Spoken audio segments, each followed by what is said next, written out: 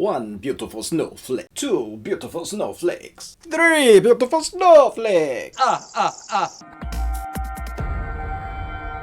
and welcome to the Ruby Tuesday. My name is Ruben and this is my review for Netflix's original animated series Castlevania Season 3. So Season 3 of Castlevania picks up after the death of Dracula. The new season will also see Isaac take on revenge from Hector after he betrayed his former boss Dracula. That is a very short roundup of the first two seasons of what happened at the end of Season 2, and the story was kind of splintered. The characters were all kind of going their own way, and I kind of wanted to know, well, that surely can't be the end, right? And so now we have 10 episodes, and it's not.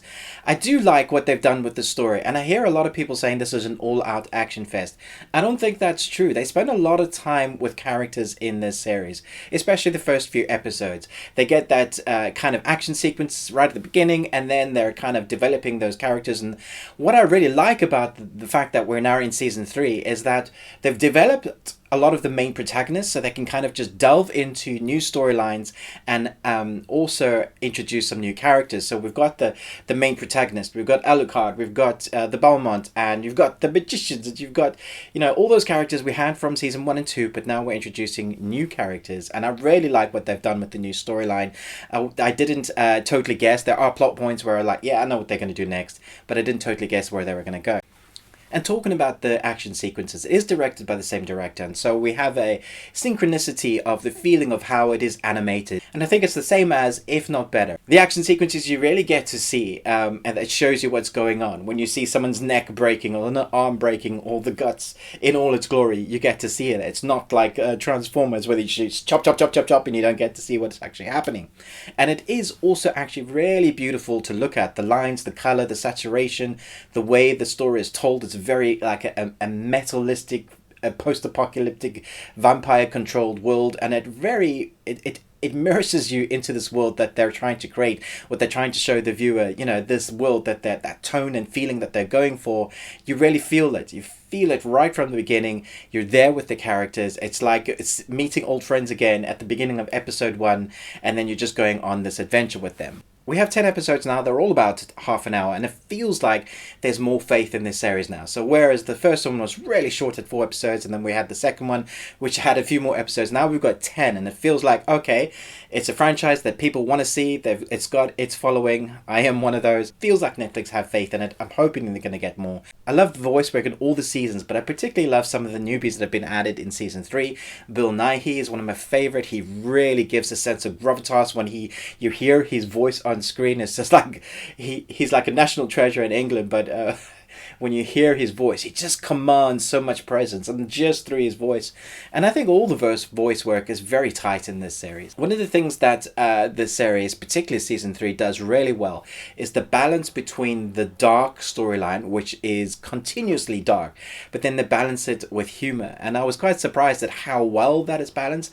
The scripting is very cleverly done. So you have a few episodes, or maybe an episode where it's gone really down dark, and I really try to not do any like spoilers. So they're gone down a dark storyline, or they're following a couple of tangents from storylines that have been dark in the past, and then they just alleviate that tension and that darkness with a little bit of humor without taking away from the story or the development of the characters that we want. So you're still emotionally invested in them, but they help bring you out of that so they can take you back down that dark path.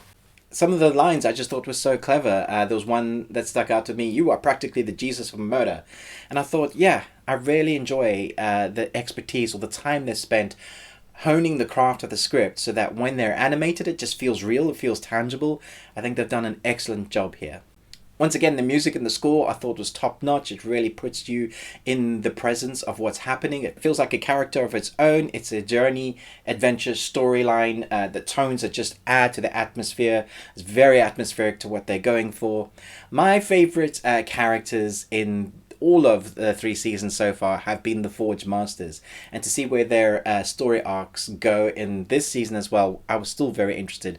So I love some of the side characters and the new characters that they've added, but for me, I don't know why, they're just flicks my switch for all the kind of the right stories. It's like this best friends, frenemies, enemies, betrayer. You have these two juxtapositions of these two Forge Masters, and their storyline for me was very interesting. I'm very eager to see what they're going to do with it. I really hope we get more.